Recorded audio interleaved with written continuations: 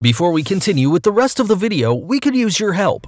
Click that like button to help spread the word about Watchjojo, and also be sure to subscribe and click the notification bell so you don't miss our future videos. 10 secret details of Bob's Burgers even big fans missed. This show somehow failed to get all the credit it deserves.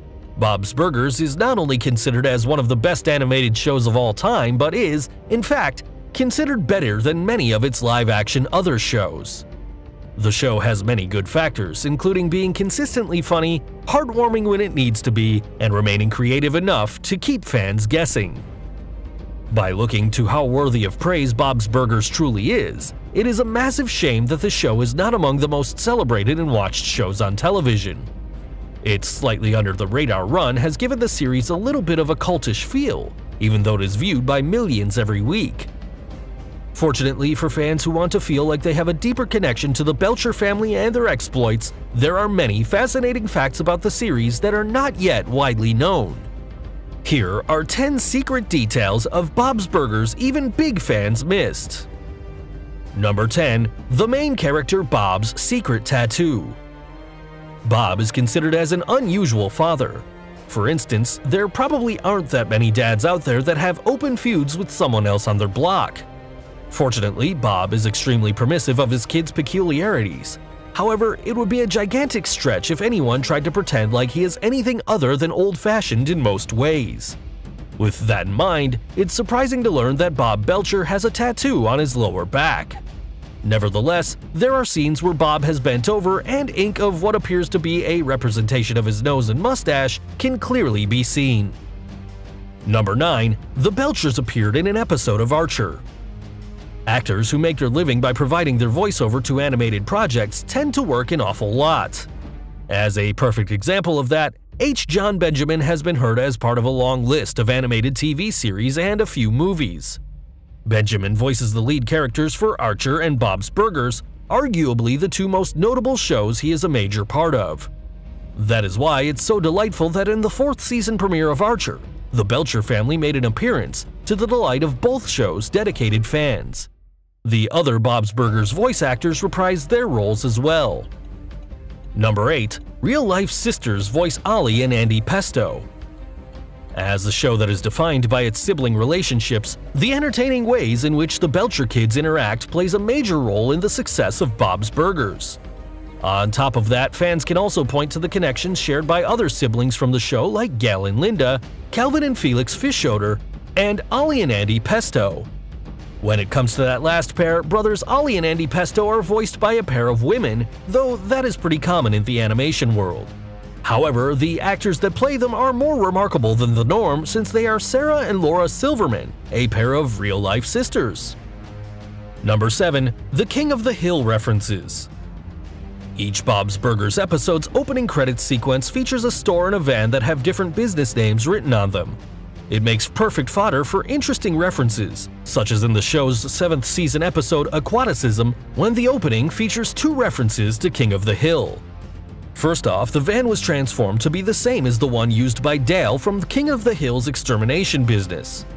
On top of that, King of the Hill introduced a fictional video game called Propane, and Hank Hill sold propane, both of which are referenced in the storefront's name, Propane Accessories. Number 6. Bob and Louise have had Family Guy cameos. To this day, Fox remains the network that is most responsible for the popularity of animated TV shows aimed at adult audiences. However, just because the people that run the network have greenlit many successful animated series does not mean the power brokers behind these series always get along well. Able to stay above that fray, Bob's Burgers have built connections to many Fox animated series, as already evidenced in the aforementioned reference to King of the Hill. The Belchers also crossed over into the realm of Family Guy. Actually, Bob shared a scene with Peter Griffin and Homer Simpson, the father figure character from The Simpsons. Number 5. There are several real-life Bob's Burgers. Focused on a clan that gets by due to their family restaurant, fans of Bob's Burgers have spent a lot of time within their fictional business. With that in mind, it makes sense to think that millions of people would love to eat at Bob's Burgers for real. It should come as no surprise that in September 2018, 3 real-life Bob's Burgers restaurants opened up in Atlanta, St. Louis, and Phoenix. Set up to celebrate the show's 150th episode and the premiere of its 9th season, sadly, they only opened for a short period of time, but anyone that made it there was lucky since their burgers were free. Still, it seems like a shame that official and permanent Bob's Burgers have yet to pop up. Number 4. The Parks and Recreation Connection. It's an extremely competitive business. Any actor who lands a notable role on a hit TV show has done something truly amazing. That said, once your time on a popular series comes to an end, it can be equally difficult to land another part that keeps you in the spotlight, let alone employed at all. Fortunately for the cast of Parks and Recreation, it seems like playing a memorable character in that show makes you a shoo-in if you want to voice a Bob's Burgers character. 14 different actors have landed roles in both Parks and Rec and Bob's Burgers. Included among that group are H. Jon Benjamin, Jenny Slate, Megan Mullally, Aziz Ansari, Billy Eichner, Keegan-Michael Key, Nick Offerman, Rob Hubel, Ben Schwartz, Henry Winkler, and Paul Rudd. Number 3. Tina likes Paul Rudd way too much. If you're aware of who Paul Rudd is, the chances are good that you enjoy his work as well. As a result, upon reading the name of this entry, it may seem completely unremarkable that Tina Belcher likes the man.